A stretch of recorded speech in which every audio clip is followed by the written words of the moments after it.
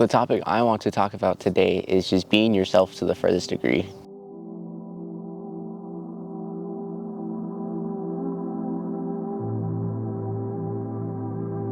Now, it's a little bit of a weird topic to talk about. I mean, not really, in the sense of I am a grown adult. I'm 22 years old, and I find that even now I struggle with trying to be myself, trying to figure out who I am, what do I want to become, where do I want to go? And I think that a lot of people my age share with that struggle too. It's just no one will ever admit that to themselves, or they'll admit it to the world because people will find it as like a sign of weakness or a sign of just not being worthy or not being good enough, when it's not. It's really not. My goal is to elaborate about how to keep your morals, your values, and your identity with you in this life. Because I find that not everyone is going to like you. Not everyone is going to enjoy your company, enjoy your time. And I find that a lot of the times the big drivers between what causes that is just society in general. I think that at your job, you have this like external pressure to conform to the workspace that you're in.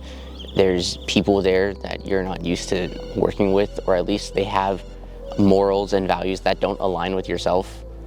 I think those are big factors of like, you can get lost in the sauce, in the sense of like, you're just going day by day, just working with people who don't like you, essentially. Your friends are also a big method of not really pushing you towards being the best version of yourself. I find that sometimes friends, depending on who you surround yourself by, it can really affect and detriment your growth as a person. Because if you're essentially being friends with like 3 smokers, you're gonna end up being the 4th person. If you're with 3 people who chronically drink every day, you're gonna be the 4th person that joins that group. You have to surround yourself with people who aren't really complacent with mediocrity. I find that being friends with people who try to knock you down a peg just so that way you can stay at their level of misery are not really friends. Or at the very least, they're not people who you should give your time and attention to. Because at the end of the day, you will end up diluting yourself just to be a part of like the most mediocre friend group known to man, just to feel accepted. And I think that's very stupid, actually. I think that is very dumb, and no one should ever have to compromise their sense of worth, their sense of self, in order just to feel like they're being accepted with other people. You don't need anyone else's external validation, but rather internally. You have to be the one to validate yourself. You have to be the one to basically be your biggest supporter. It's also going to be your biggest critic, but I find that more often than not, being your biggest supporter is really the only person that you have in this world, because you'll find a lot of people are just going to be so quick to take you down, or so quick to want to like shit on you. I think the biggest factor of the big 3 that I would like to call of diluting your personality, your self-worth, and your sense of self is going to be yourself. I think that a lot of the times we forget that we're just humans, and that not only do we make mistakes, but we also are responsible for making sure that we are okay. I think, ironically, with it being Men's Mental Health Awareness Month, a lot of people tend to kind of just write it off. Hell, it was last month too. They have it for 2 months. I don't know if anyone has actually picked up on that, but it's been around for 2 months. But you'll often find that not a lot of people will talk about it, or a lot of people, men specifically, will kind of like allude to what they're going through, but they can never really open up about what they go through, because either it's not socially accepted, or they'll get looked at a different perspective. And I think that's foul. I think that's rude, because everyone goes through the same issues that men do, in the sense that you have to check yourself and check your emotions to make sure that one form of fear, one form of anxiety doesn't take over your life and just consume you. The best way I can actually describe it is with an analogy that my mom actually taught me. And if it goes like this: imagine you are on a boat. You're sailing the sea, and you are the captain of that boat. And then all of a sudden, there's waves start crashing. It starts thundering, pouring, it's raining sideways. And basically, it's your job to navigate the ship. You know, you have all of your crew on the deck. You have passengers on the deck. You have all of the people who put their trust in you on that ship. And you're basically telling where to go. But then all of a sudden, there comes another captain out of nowhere that says, no, you're wrong. I think we should actually go this way instead of going where you want to go. And you ask that person, who are you? And he goes, I'm you. I'm your sense of anxiety. And you go, well, that's impossible. I need to be the one who controls the ship. You don't control it. And he says, well, that's actually a lie. You don't control anything. And then you're having this conversation with anxiety, and then all of a sudden there's another captain that shows up and he says, no, you guys are both wrong, let's go this way. And you both go, well, who are you? And he goes, I'm your fear. Do you see the point that I'm trying to say? The more that you try to split yourself across different facets of life, the more you tend to pick up different forms of self-doubt. You'll pick up on anxiety, you'll pick up on fear, you're gonna pick up on a sense of self-doubt, shame, and so many other forms that it just gets to the point where you have 7 captains of your ship trying to go in a different direction and you don't even know where to go anymore because you're not the captain anymore. Now, I make that analogy because it's essentially how the human brain works. We tend to look at any type of external stimuli and just freeze. We either freeze or we have 7 different captains trying to do one thing and get the other captains in unison, and it essentially will always fall into disaster because you can't analyze a thought and do the thought at the same time. It's just not possible. And if it is, it's not a healthy way to do it. It's not a healthy way to do it. So the best form of action in going across anything that has to challenge your thoughts, your ideals, your values, and will essentially split you into 7 captains, you have to be the one to control the ship. You can't let God take the wheel, and you can't let your primordial forms of anxiety and fear take over, because you're not gonna get to where you need to go.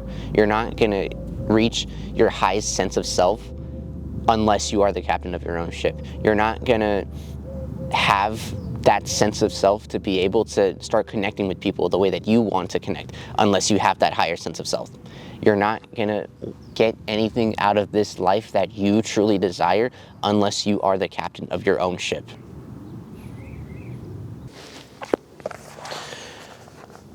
My name is Moises, and for the longest time in my life, I used to have 2 captains in my ship.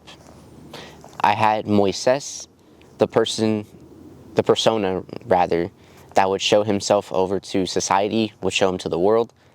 And then I had Joshua, who was this kid who had issues about his identity, who had bouts of self-hatred and self-isolation, and who placed his distrust in people because of how he grew up and what he saw and what he was taught to see in people. And this person who was just scared to stand up for himself. I used to have 2 captains of my ship. It was always a weird thing growing up, having 2 names that I go by, because at school, everyone calls me Moises, you know? Even at work, everyone calls me Moises. Like, Moises, can you do this? Moises, can you do that? Moises, where's your homework? And it was always confusing to me because I just wanted to be known as Joshua, you know? I think that having the name of my dad really fucked me up in the sense of it always felt like it was never my identity, and that my name was merely just a reflection of somebody else who was very egotistical in naming his own son his own name. And I wanted people to know that, but it's a very hard thing to express. It's a very personal topic, but it's true. You know, I always wanted to be called Joshua, but I never really had the self-respect or the courage to stand up for myself and show up for myself. And I carried that with me for like the longest amount of time, you know?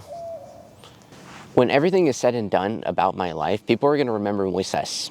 People are going to remember this person who was a really great team leader.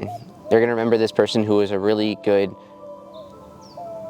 expressive person. You know, they're going to remember Moises. They're going to remember this person. But I need you to know right now that while Moises is the persona that I'm showing to the world right now, and it is what you're currently seeing at the moment, I just need you to know that inside, it's really Joshua that's controlling the ship right now. Because I've finally come to this understanding about who I am and what I want to give back to this world. And I think that I'm finally in a place to where I can start filling out my name as Joshua to the world. You know, it's not just this name anymore that my family calls me. It's not just this name anymore that like is a concept. It's an idea. No, I am Joshua, just the same way that Moises is me too. You know, whenever you're at work and you are talking to Moises, just know that it's really Joshua that you're talking to. When you're talking to Joshua, just know that you're also talking to Moises too. They're one and the same. They're inseparable now. And I think that conclusion just came from the idea of like, just accepting my life, accepting what's happened, and trying to make a name for myself. I think that staying in the past and thinking about, oh, I could never fill in the shoes that like my dad left. No. I think the better idea is to just, in name only, I am my dad, but as far as the person that I am, I'm carving my own path. I'm trying to be the best version of myself. I'm trying to give back to the world and be that person that I wish I would have had growing up. You know, I wish I had somebody as insightful. I wish I had somebody as wise. I wish I had somebody as dedicated to helping out. I wish I had those qualities in a person that was in my life. But I think now the goal is to just give back that person, that personification of everything I wanted. I can be that person. I am that person, actually. As a matter of fact, I don't think that it's a question anymore that my character is this shy and timid person. I still kind of am, and I'm trying to work through it. But for the most part, if you have a conversation with me, a lot of the times I like to have them. You know, I find that my insights into the world really do rub off on people, and they really do have this effect to where people kind of understand a little bit more about themselves. If I can make somebody's life a little bit better, even if it was from a simple conversation or even if it was like a viewpoint that I had, then I know I did my job.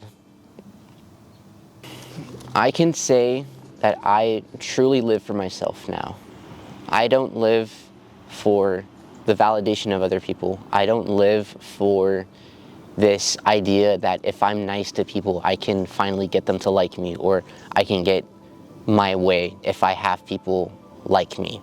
You know, it's a very nice guy way of thinking, instead of just being genuine, instead of just being okay with the fact that as long as I am giving back to the world and as long as I feel a sense of accomplishment from doing that, that's all I need.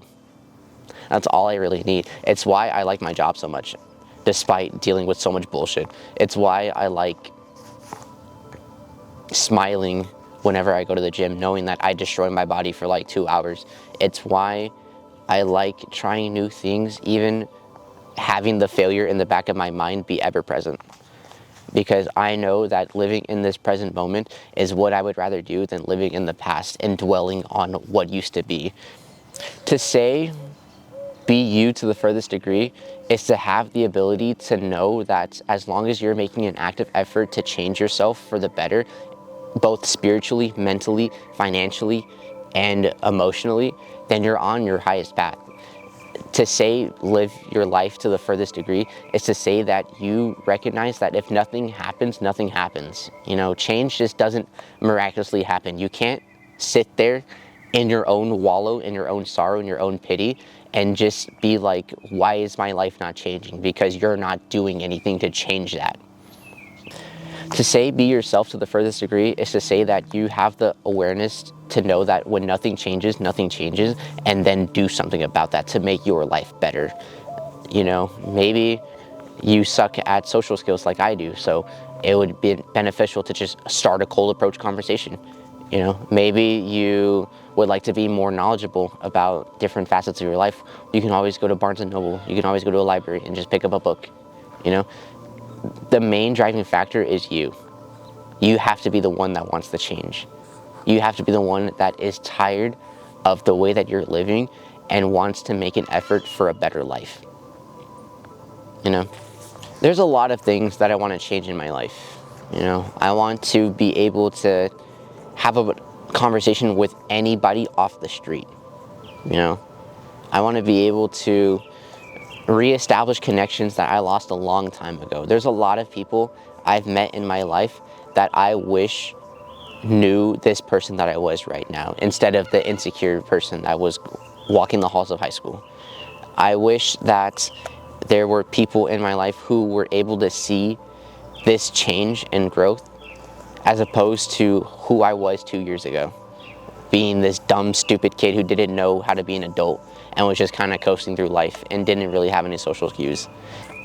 I want to break out of the chains of my own mind, and I want to be free-spirited in the sense of not caring about what society has to say about me. I'm getting better at that, but I still think there's a lot to learn.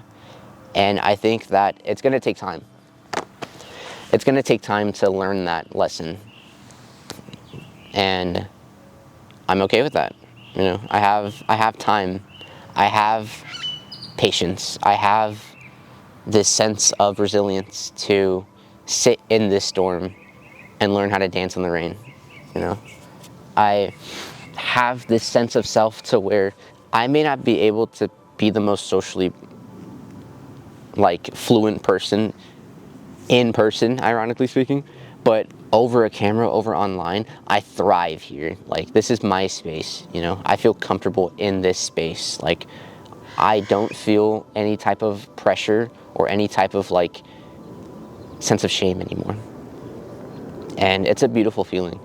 You know, I wish that everyone in their lifetime could feel this feeling that I feel. Feelings. I extend an offer to you, the viewer. I want you to take this journey with me as we be ourselves to the furthest degree.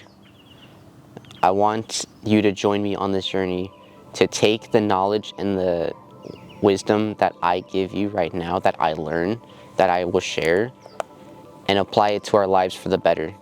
Because we know that if we apply this to our lives, the quality of life will get better, you know? I used to be a big proponent that it only gets worse, because for the longest amount of time, I just remember a streak of going downhill, but I can confidently say it does in fact get better. It just takes time, and it takes patience.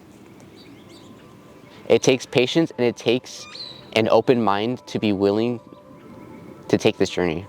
It takes a sense of appreciation to enjoy the journey that you're on right now. And I want you to know that I have all the time in the world to appreciate this journey. And I hope that you guys can enjoy this journey with me too. Thank you so much for your time.